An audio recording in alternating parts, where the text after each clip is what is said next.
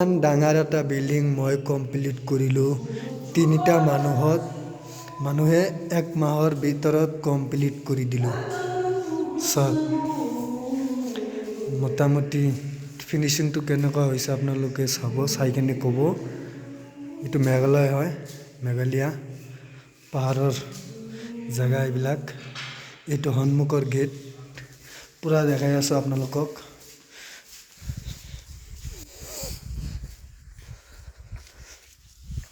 ये मोर बिल्डिंग है, আপোনালোকে চাব, চাই থাকিব পাৰিব। এইটো পুৰা বিল্ডিং মই কমপ্লিট কৰিলোঁ।